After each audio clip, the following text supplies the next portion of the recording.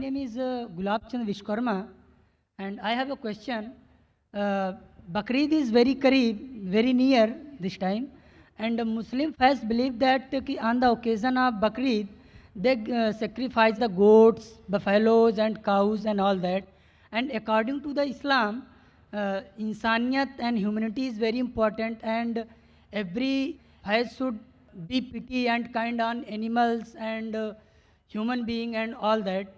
Then if they believe in this, then why they give the sacrifice of goats, cows and buffaloes on the occasion of Bakrid? Whether they should do it, whether it is in favor of humanity or insaniyat. Brother asked a very good question, that why are we sacrificing goat on Bakrid? If it's not a Bakrid, can we sacrifice goat? No. Any animals, No, can we sacrifice goat if there's no Bakrid? They sacrifices, they kills. I'm asking you the question, that means if no Bakrid, if we sacrifice the animal, it is allowed? No. Generally, why do you? So our direct also. question, why do you have non-veg? Correct? No, I'm not getting what you are saying. Your main question is, why do you have non-veg? Why do you have meat? Actually, I want to say on the occasion of Bakrid and other occasion as well. Oh, okay. I'll on the answer other both. occasion as well.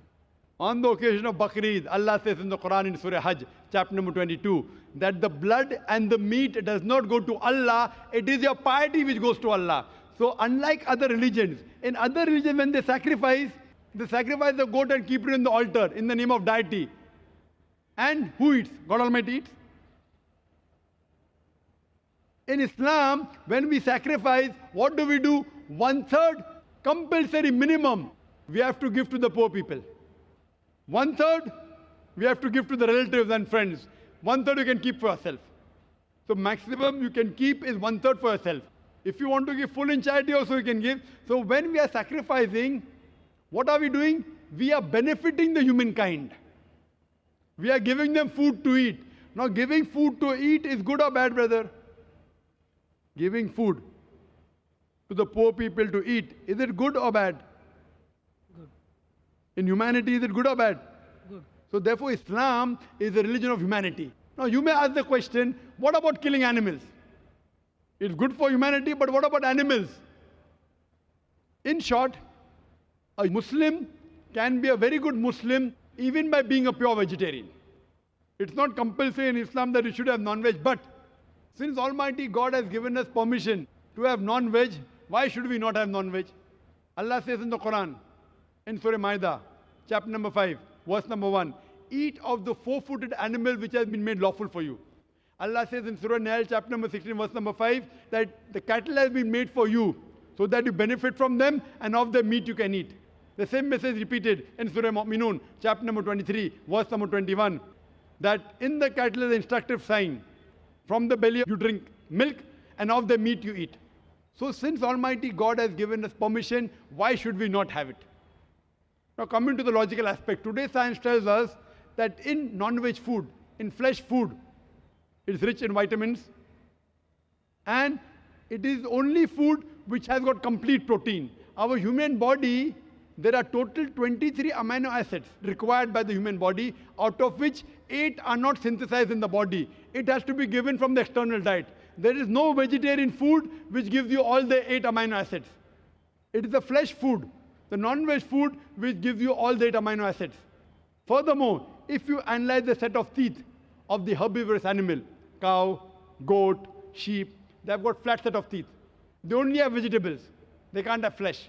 If we analyze the set of teeth of the carnivorous animal, tiger, leopard, lion, they have got pointed set of teeth. They have got a carnivorous set of teeth. They have canine set of teeth. They only have flesh food. They can't have vegetables. If we go in front of the mirror and we see a set of teeth, we have got pointed teeth as well as flat teeth. We have got an omnivorous set of teeth. If Almighty God wanted us to have only vegetables, why did He give us the pointed teeth? For what? To have the flesh food.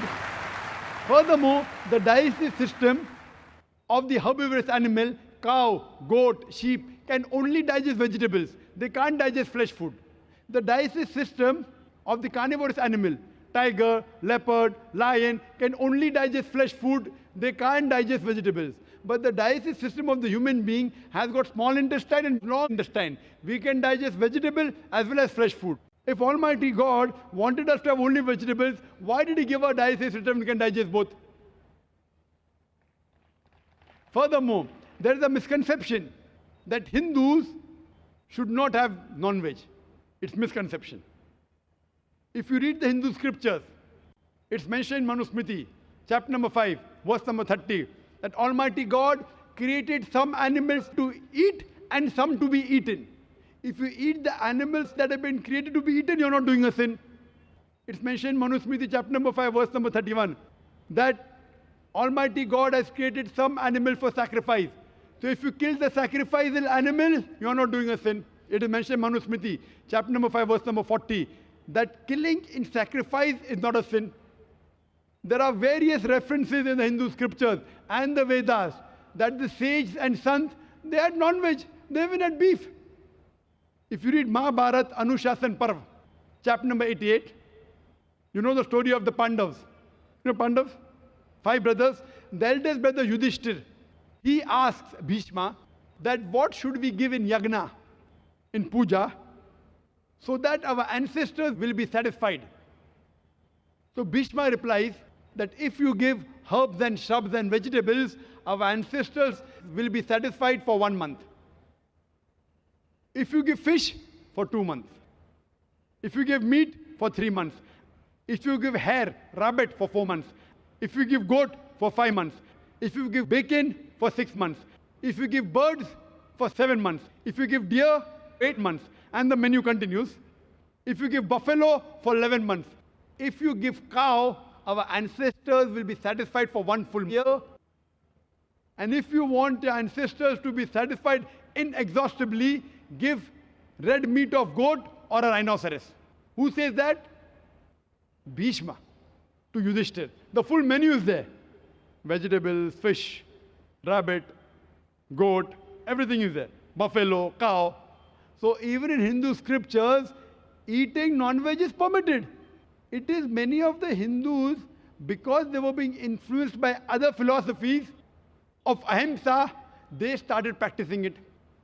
And these people who follow ahimsa, that's non-violence, not killing any living creature, if any human being can lead a life without killing living creatures, I'm for it.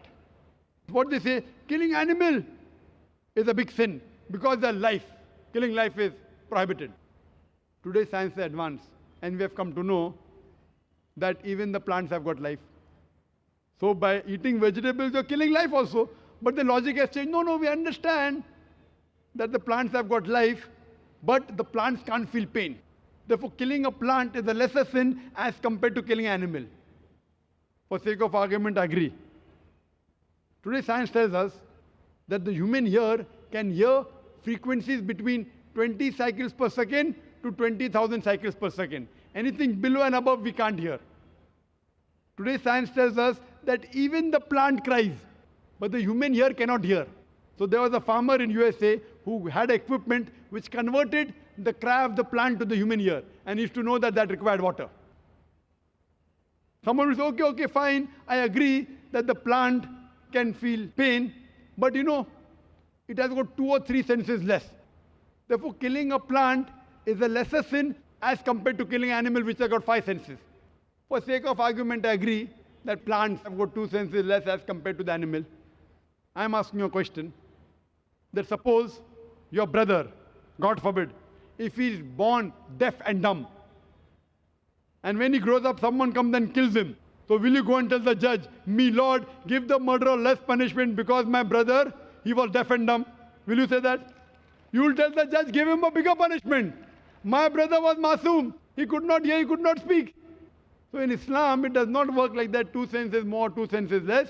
Allah says in the Quran in Surah Baqarah chapter 2 verse number 168, eat of the good things we have provided for you. What is good, what is tayyib you can have.